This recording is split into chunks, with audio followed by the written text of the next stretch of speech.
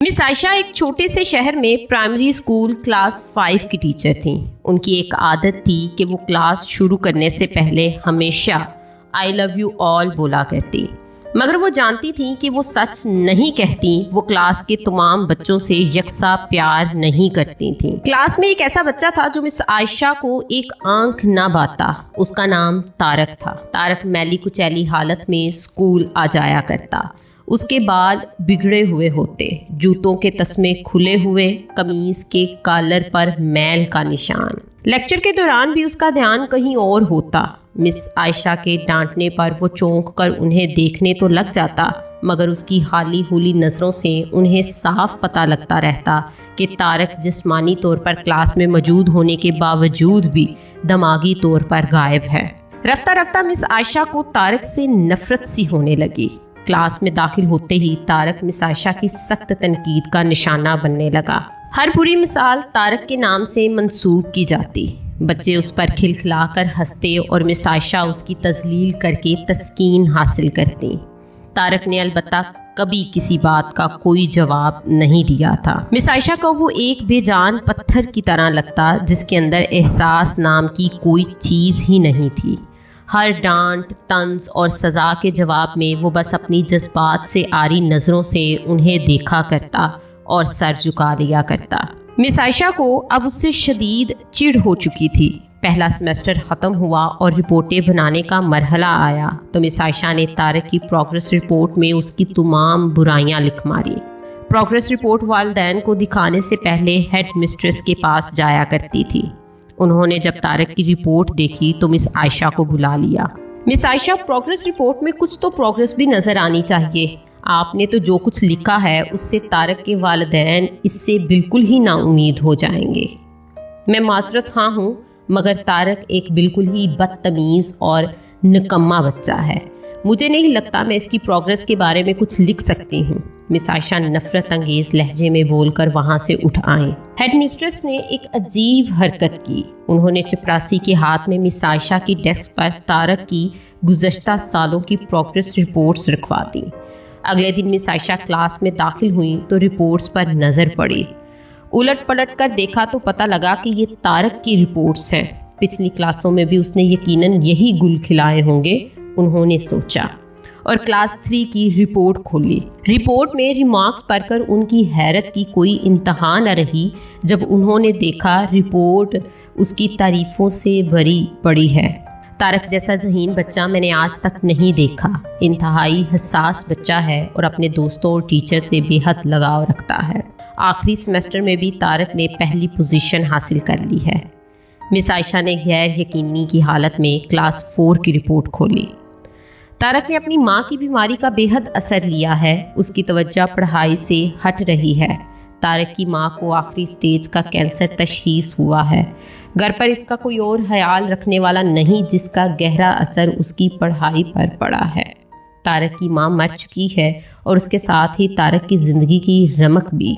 उसे बचाना पड़ेगा उससे पहले कि बहुत देर हो जाए।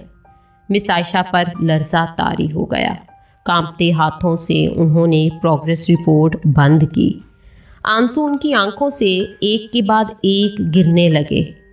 अगले दिन जब मिस आयशा क्लास में दाखिल हुई तो उन्होंने अपनी आदत के मुताबिक अपना रवायती जुमला आई लव यू ऑल दोहराया, मगर वो जानती थी कि वो आज भी झूठ बोल रही हैं, क्योंकि उसी क्लास में बैठे एक बेतरतीब बालों वाले बच्चे तारक के लिए जो मोहब्बत वो आज अपने दिल में महसूस कर रही थी, वो क्लास में बैठे और किसी बच्चे के लिए हो ही नहीं सकती थी।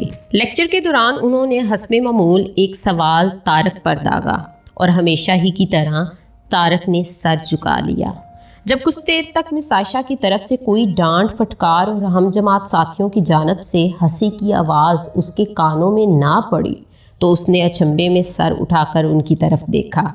हलाफे तवक्का उनके माथे पर आज बल न थे। वो मुस्कुरा रही थीं। उन्होंने तारक को अपने पास बुलवाया और उसे सवाल का जवाब बताकर ज़बरदस्ती दोहराने के लिए कहा। तारक 3-4 दफ़ा के इसरार के बाद आखिर बोल ही पड़ा। उसके जवाब देते ही मिस आयशा ने ना सिर्फ खुद पुरजोश अंदाज में तालियां बजाईं बल्कि बाकी सबसे भी भिजवाईं। پھر تو یہ روز کا معمول بن گیا۔ مس عائشہ ہر سوال کا جواب اسے خود بتاتی اور پھر اس کی خوب پذیرائی کرتی۔ ہر اچھی مثال طارق سے منسوب کی جانے لگی۔ رفتہ رفتہ پرانا طارق سکوت کی قبر پھاڑ کر باہر آ گیا۔ اب مس عائشہ کو سوال کے ساتھ جواب بتانے کی ضرورت نہ پڑتی۔ وہ روز بلا نقص جواب دے کر سب کو متاثر کرتا اور نت نئے سوالات پوچھ کر سب کو حیران بھی۔ اس کے بال اب کسی حد تک سنورے ہوتے، کپڑے بھی کافی حد تک صاف ہوتے، جنہیں شاید وہ خود دھونے لگا تھا۔ دیکھتے ہی دیکھتے سال ختم ہو گیا اور طارق نے دوسری پوزیشن حاصل کر لی۔ الوداعی تقریب میں سب بچے مس عائشہ کے لیے خوبصورت تحفے تحائف لے کر آئے اور مس عائشہ کے ٹیبل پر ڈھیر کرنے لگے۔ ان خوبصورتی سے پیک ہوئے تحائف میں ایک پرانے اخبار میں بد سلیقہ طرز پر پیک ہوا ایک تحفہ بھی پڑا تھا۔ بچے اسے دیکھ کر ہنس پڑے۔ کسی کو جاننے میں دیر نہ لگی کہ تحفے کے نام پر یہ چیز طارق لایا ہوگا۔ مس عائشہ نے تحائف کے اس چھوٹے سے پہاڑ میں سے لپک کر اسے نکالا۔ کھول کر دیکھا تو اس کے اندر ایک لیڈیز پرفیوم کی عادی استعمال شدہ شیشی اور ایک ہاتھ میں پہننے والا ایک بسیدہ سا کڑا تھا جس کے زیادہ تر موتی جڑ چکے تھے۔ مس عائشہ نے خاموشی کے ساتھ اس پرفیوم کو خود پر چھڑکا اور ہاتھ میں کڑا پہن لیا۔ بچے یہ منظر دیکھ کر حیران رہ گئے، خود طارق بھی۔ آخر طارق سے رہا نہ گیا اور مس عائشہ کے قریب آ کر کھڑا ہو گیا۔ کچھ دیر بعد اس نے اٹک اٹک کر مس عائشہ کو بتایا کہ آج آپ سے بالکل میری ماں جیسی خوشبو آ رہی ہے۔ وقت پڑ لگا کر اڑنے لگا۔ دن ہفتوں، ہفتے مہینوں اور مہینے سال میں بدلتے، بھلا کہاں دیر لگتی ہے۔ مگر ہر سال کے اختتام پر مس عائشہ کو طارق کی طرف سے ایک خط باقاعدگی کے ساتھ موصول ہوتا جس میں لکھا ہوتا کہ میں اس سال بہت سارے نئے ٹیچرز سے ملا مگر آپ جیسا کوئی نہیں تھا۔ پھر طارق کا سکول ختم ہو گیا اور خطوط کا سلسلہ بھی۔ کئی سال مزید گزرے اور مس عائشہ ریٹائر ہو گئے۔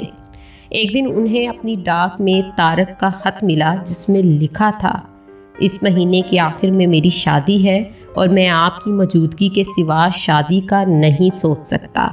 ایک اور بات، میں زندگی میں بہت سارے لوگوں سے مل چکا ہوں، آپ جیسا کوئی نہیں، فقط ڈاکٹر طارق۔ ساتھ ہی جہاز کا ریٹرن ٹکٹ بھی لفافے میں موجود تھا۔ مس عائشہ خود کو ہرگز نہ روک سکتی تھیں۔ انہوں نے اپنے شوہر سے اجازت لی اور دوسرے شہر کے لیے روانہ ہو گئیں۔ عین شادی کے دن جب وہ شادی کی جگہ پہنچی تو تھوڑی لیٹ ہو چکی تھیں۔ انہیں لگا کہ تقریب ختم نہ ہو چکی ہوگی، مگر یہ دیکھ کر ان کی حیرت کی انتہا نہ رہی کہ وہاں شہر کے بڑے بڑے ڈاکٹر، بزنس مین اور یہاں تک کہ وہاں موجود نکاح بھی اکتایا ہوا کھڑا تھا۔ مگر طارق تقریب کی ادائیگی کے بجائے گیٹ کی طرف ٹکٹکی لگائے اس کی آمد کا منتظر تھا۔ پھر سب نے دیکھا کہ جیسے ہی یہ بوڑھی ٹیچر گیٹ سے داخل ہوئیں، طارق ان کی طرف لپکا اور ان کا وہ ہاتھ پکڑا جس میں انہوں نے اب تک وہ بسیدہ سا کڑا پہنا ہوا تھا اور انہیں سیدھا سٹیج پر لے گیا۔ مائک ہاتھ میں پکڑ کر اس نے کچھ یوں اعلان کیا، دوستو، آپ سب ہمیشہ مجھ سے میری ماں کے بارے میں پوچھا کرتے تھے اور میں نے سب سے وعدہ کیا تھا کہ جلد آپ سب کو ان سے ملواؤں گا۔ یہ میری ماں ہے۔ عزیز دوستو، اس خوبصورت کہانی کو صرف استاد اور شاگرد کے رشتے سے منسوب کر کے ہی مت سوچئے گا۔ اپنے آس پاس دیکھیے، طارق جیسے کئی پھول مرجھا رہے ہیں جنہیں آپ کی ذرا سی توجہ، محبت اور شفقت نئی زندگی دے سکتی ہے۔ شکریہ۔